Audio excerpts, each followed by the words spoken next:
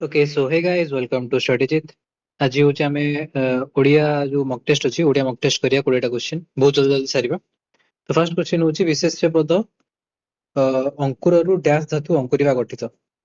एटा actually starting रो एटा गोटे trick देछि माने गोटे कीवर्ड थिला विशेष्य पद माने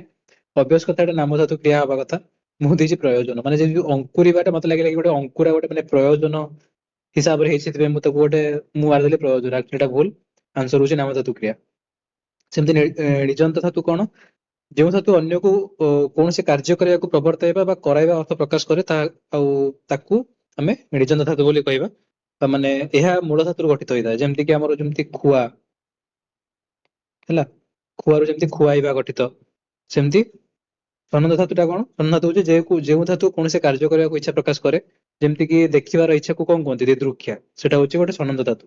आ गोटे नाम धातु माने अंकुर होची गोटे नाम धातु तार एथरु हमर अंकुरिबा गठित होईची आंसर होची हमर नाम धातु ठीक अछि। नेक्स्ट होची शुद्ध रूपटी चिन्हट कर प्रवर्जन रो शुद्ध रूपटा कौन जे माने एटा जीए नै सीए मारथिबो देखंतु 9% पिला ठीक करछंती मु मते भी लागले एटा भी ठीक हेतु देखलो एटा भूल अछि एक्चुअल आंसर होची एटा प्रवर्जन प्रव्रजन जानि परने एटा कोन एक्चुअली हां हेथिबो। नेक्स्ट क्वेश्चन माने एटा गोटे एते इजी क्वेश्चन को भूल करछि गोठ खंडिया कौन ही भाबी केटा मु करछि भिन्न वृत्तित्व एटा मु जानि पारलिनी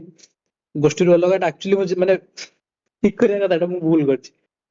माने जो गोठ खंडिया माने जो गोष्ठी रो बा समाज रो बासंद होइतिबा बा एकाकी बा विच्छिन्न होई रहितिबा व्यक्ति को गोठ खंडिया बोली कहंती हैला आर आंसर होची गोष्ठी रो अलग। नेक्स्ट क्वेश्चन जपामाळी रो अर्थ कोन एटा होची अतिप्रिय एटा तो बहुत इजी क्वेश्चन टा। नेक्स्ट सुजोग सुजोगर विपरीत शब्दटा कौन एटा होची दुर्जोग देखि दियो कुजोग नुह एटा छाड़ जे मे भी जने जने बिजोग मार दे पारंती तो एटा बिजोग आंसर नु आंसर होची दुर्जोग ठीक अछि। नेक्स्ट क्वेश्चन ब्रुकोदर कहिले काहाकू बुझाए ब्रुकोदर माने ब्रुको माने कोन जानछंती ब्रुको माने होची जो बाघ परी जो पेट अछि माने जहाको बहुत भोक लागे से किए थिले हमर भीम ताको बहुत भोक लागुଥିଲା ସେଥିପାଇଁ ଆକୁ ବୃକୋଦର ବୋଲି କୁହାଯାଏ। नेक्स्ट क्वेश्चन होची भक्ति भय दया दुर्गा मध्यरु केउंटी भिन्न शब्द अटे देखंतु भय दया और भक्ति ए सब होची माने हमर मनुष्यर भावना बा गुण को बुझौची जोटा कि माने गुणवाचक विशेष अटंती ए तीनटा किंतु दुर्गा होची माने ए होची हमर जो देवींकर गोटे नाम हैला नामवाचक विशेष एटा सेति एटा होची गोटे भिन्न शब्द। नेक्स्ट क्वेश्चन होची निम्नलिखित शब्द गुड़िक मध्य केउंटी अप्रत्यय व्यवहार होईची माने एटा केमिति भूल करछि दाढ़िया एठी तो आ लागि जे मु केमिति अ भाबिछि मु भी जानि पउनी एटा हो दाढ़ी प्लस आ प्रत्यय हेची इतरे आ प्रत्यय युक्त हेची ऐतिहासिक एथिरे एटा कोन इतिहास प्लस इक उक्तळीय सॉरी उक्तळी उत्कळीय यार पाटर बुझुन उत्कळीय एठारे उत्कळ प्लस इय इय प्रत्यय एथिरे जोग होईची आ वैद्य वैद्य होची हमर विद्या किंबा वेद वेद प्लस अ एथिरे अ प्रत्यय युक्त होईची। नेक्स्ट क्वेश्चन होची निम्नलिखित मध्यरु केउंटी संधि अटे निर्मित प्लस मात्र एटा तो हबनी सुंदर प्लस थिया सेटा भी हबनी अल्प प्लस अल्प एटा तो हबनी तथा प्लस इब एथिरे एटार आंसर हबो एटा तथेब हैला तेने एटा होची संधि। नेक्स्ट क्वेश्चन निम्नलिखित मध्यरु केउंटी कन्या शब्दर प्रतिशब्द अटे गीता तो नुह सविता तो नुह नंदिनी नंदिनी होची हमर कन्या शब्दर प्रतिशब्द गीताटा माने गीता तो हमर भगवत गीता जोटा ग्रंथर नाम सविता अंकर अर्थ होची हमर सन माने जो सूर्य नंदिनी होची हमर कन्या मंदाकिनी मंदाकिनी होची गोटे नदीर नाम किंबा आकु आकाश गंगा बोली भी कहते मंदाकिनी को हैला। नेक्स्ट होची हमर प्राचीन शब्दर विपरीत शब्दटा कोन प्राचीन आमे जानचे कि अबार्चीन हला किंतु आरो टिके जो जदी एमतिया सब थिबो माने ऑप्शन आपण माने कंफ्यूज हे जिवे कि आरो एक्चुअली माने स्पेलिंग टा केमती तो एक्चुअल स्पेलिंग टा होची एटा हैला च रे दीर्घ ई च रे दीर्घ ई सेटा होची हमर एटा होची answer actual answer. Next question जेउ क्रियार कर्म न थाए ता डैश क्रिया तो बहुत इजी क्वेश्चन अकर्मक क्रिया एतरे से टाइम नबानी अंधर लौड़ी सॉरी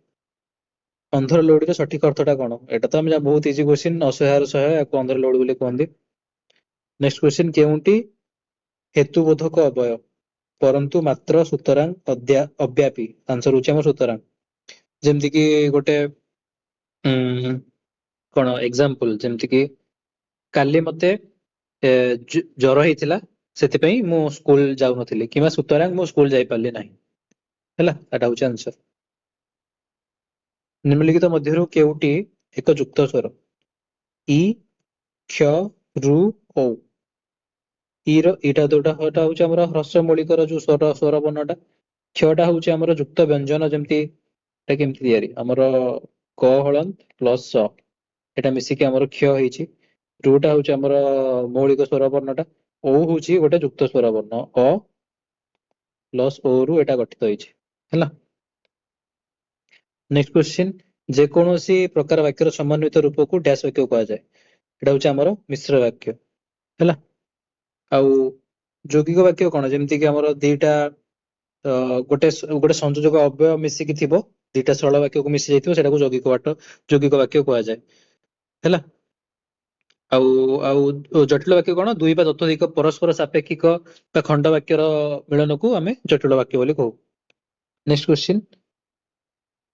पंडित ए विभाग रे दिया जायथिबा प्रश्न गुड़िक जत्न सहकारे पढନ୍ତୁ ଏବଂ प्रत्येक ଚାରୋଟି ଉତ୍ତରର ସଠିକ ଉତ୍ତର ନିର୍ଣ୍ଣୟ କରନ୍ତୁ सूर्य उदय हेबारु पद्म फुटिला ଏହା କେଉଁ ପ୍ରକାର ବାକ୍ୟ ଲେଖ ଏଟା ତ ବହୁତ ଇଜି क्वेश्चन ଟା ସରଳ ବାକ୍ୟ ଗୋଟେ ସମୟ କ୍ରିୟା ଅଛି ଆଉ କଣ नेक्स्ट क्वेश्चन शुद्ध शब्दटी को बाछ मोर उद्यान मिनती सर्वांगीण आनुषंगिक सबुठ मते मते लागला एटा ठीक हेतिबो देखो एक्चुअली स्पेलिंग भोकाब रे ही पिला भूल करछंदी भोकाब को आपण जते परिबे प्रैक्टिस करंतु ओडिया हो कि किमा इंग्लिश हो भोकाब रे ही प्राय सब भूल भाल हुए तो एक्चुअली करेक्ट आंसर टा सर्वांगीण एथरा मुटी कहि दोचे हाँ मरुदेन रे एठी र रे हर्ष लागिया कथा मिनती रे एठी त रे हसई लागिबो आउ कोन आउ एठी आनुषंगिक एटारो आनुषंगिक रे स टा होछ हमर मुदनेस लागिबो हला कि जणे जणे जो कोनते पेटास नेक्स्ट क्वेश्चन जेउ अव्यय पद गुड़िक धातु पूर्व बा धातु जो शब्द पूर्व संयुक्त होई नूतन शब्द सृष्टि करथांती से गुड़िक डैश नाम रे नामित होइथांती आंसर होची उपसर्ग आउ एटा तो गोटे माने डायरेक्ट माने जो कोन कोनते संज्ञा जो जहा ऊपर पड़े क्वेश्चन डेफिनेशन से बड़े आउतरे किछि ये करयार नाही एटा कोन एटा गोटे पैराग्राफ टा एथरे पैराग्राफ रे कोन देछि करिवे छाडो एटा स्किप मारछि हल so this is for today guys देखा नेक्स्ट मॉक रे।